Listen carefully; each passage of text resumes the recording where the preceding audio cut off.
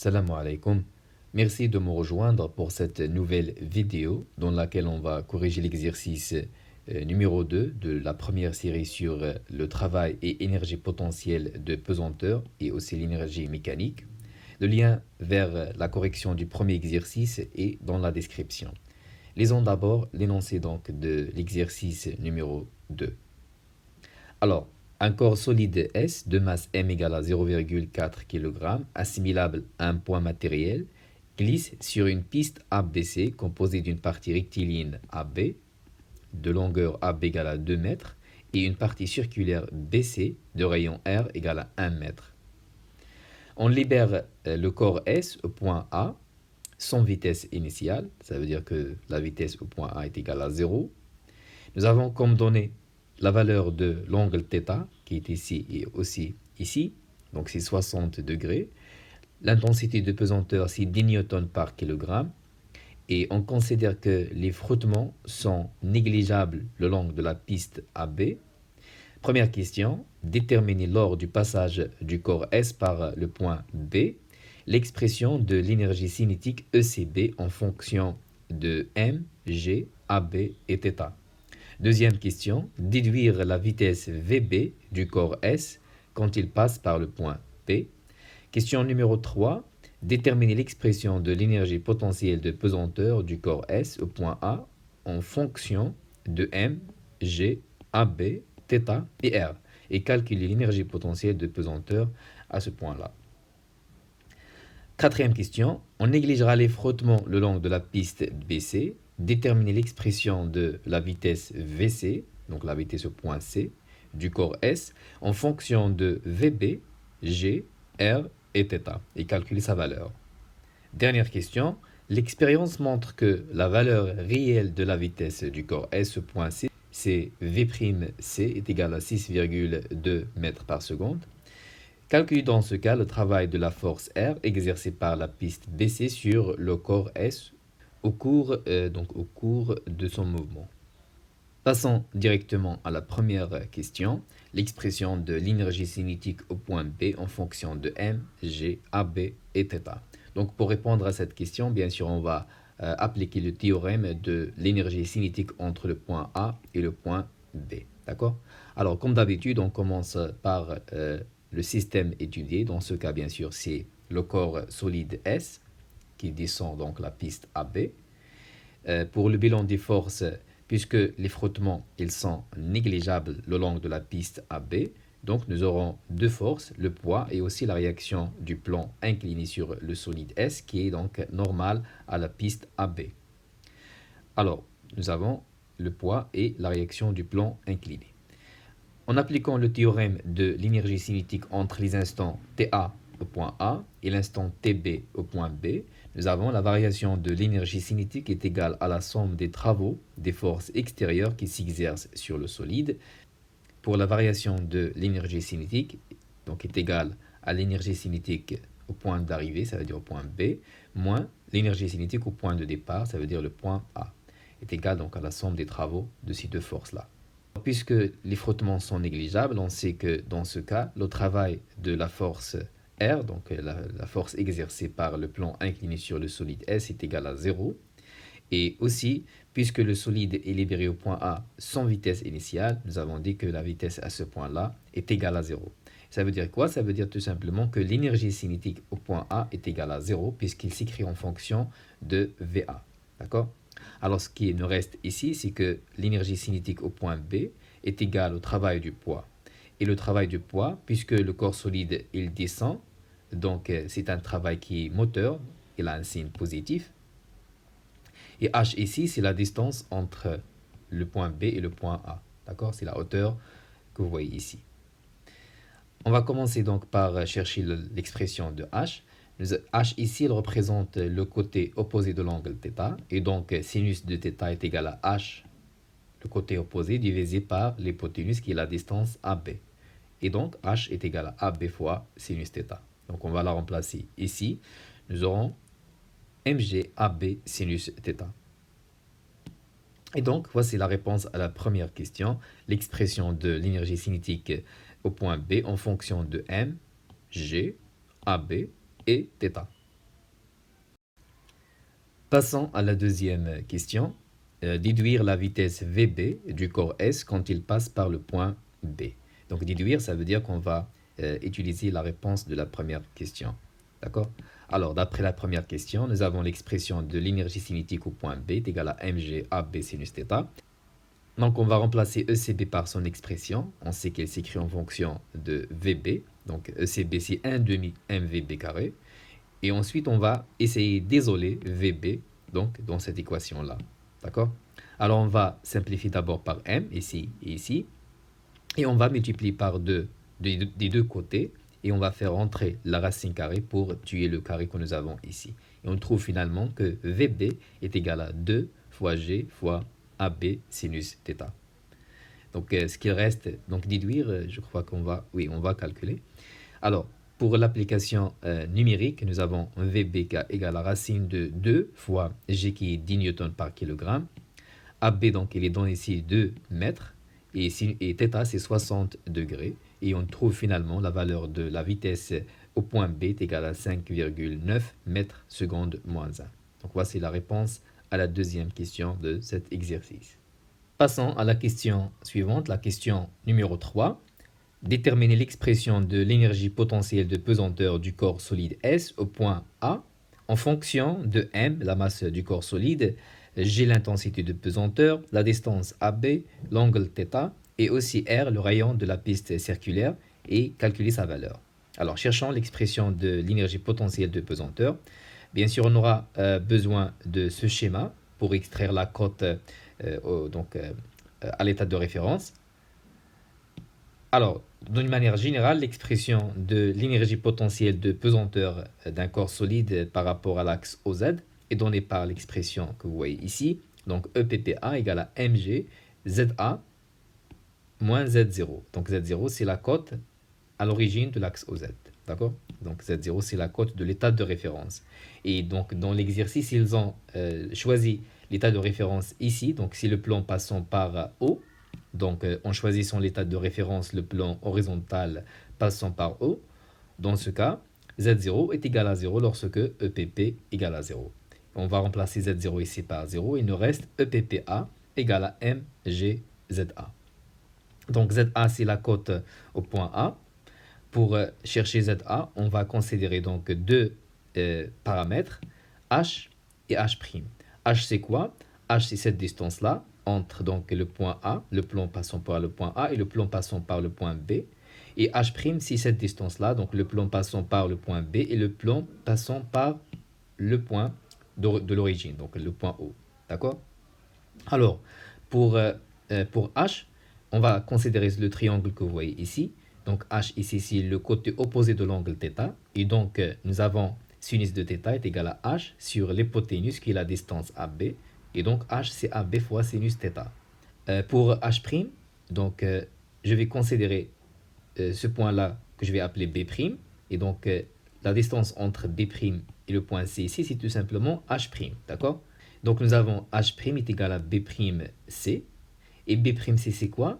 C'est cette distance-là. Ça veut dire c'est O'C moins O'B'. D'accord? Donc, c'est O'C moins O'B'. Et donc, il nous reste cette distance-là qu'on cherche qui est H'.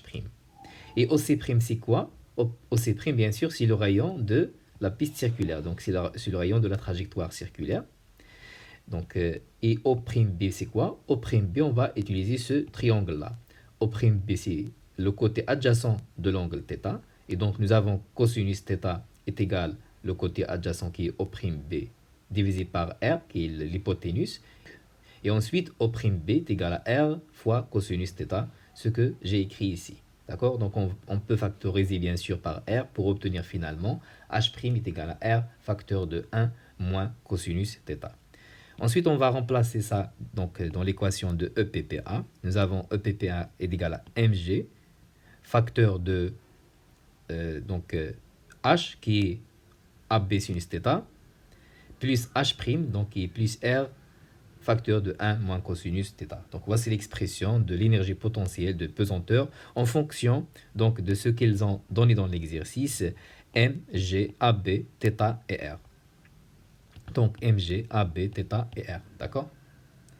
Donc il reste à faire l'application numérique parce qu'ils ont demandé aussi de calculer la valeur de EPPA.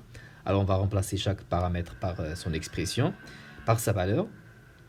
Alors pour la masse c'est 0,4 kg, G c'est 10 newtons par kg, AB c'est 2 mètres, θ c'est 60 degrés, R c'est 1, et donc 1 moins cosinus de 60 degrés. Et on trouve finalement la valeur de l'énergie potentielle de pesanteur au point A est égale à 8,92 joules.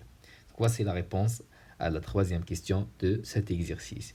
Donc ici, l'astuce est de connaître comment extraire l'expression de ZA. D'accord, astuce de considérer cette distance H et H'. Et ensuite, pour déterminer H', on a ajouté ce point ici pour donc utiliser le fait que nous connaissons le rayon de la trajectoire circulaire ici et ici. D'accord.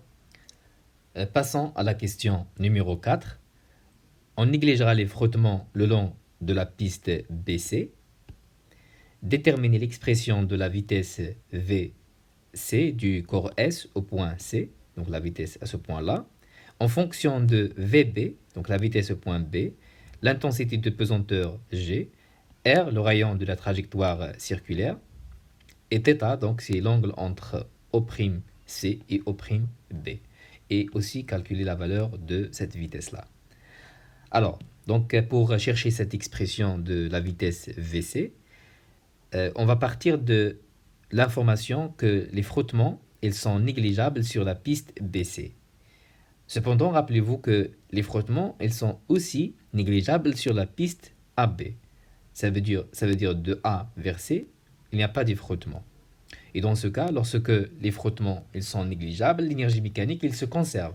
Ça veut dire que l'énergie mécanique au point A égale à l'énergie mécanique au point B, égale à bien sûr à l'énergie mécanique au point C. D'accord? Donc on va partir de cette information. Alors, au point C maintenant, l'énergie mécanique au point C est égale à l'énergie cinétique qui est 1 demi mvc carré, plus l'énergie potentielle de pesanteur au point C. Et remarquez ici sur la figure que le point C, il appartient au plan, donc passons par l'origine O. Autrement dit, au plan où l'énergie potentielle de pesanteur est égale à 0. Alors, le point C appartient au plan de l'état de référence EPP égale à 0. Ça veut dire que l'énergie potentielle de pesanteur du corps solide au point C est égale à 0. Et par conséquent, l'énergie mécanique au point C est égale à tout simplement à l'énergie cinétique qui est 1 demi mvc carré. Donc ce qu'on cherche, comme j'ai dit ici, la vitesse, l'expression de la vitesse au point C. Ici, donc, on n'a pas la valeur de EMC parce qu'on aura besoin, donc après de calculer la valeur. Ici, pour EMC, on n'a pas la valeur. Et donc, c'est ici qu'on va utiliser cette information-là. EMA égale à EMB égale à EMC. On n'a pas la valeur de EMB, mais rappelez-vous que nous avons calculé l'énergie potentielle de pesanteur au point A dans la question précédente.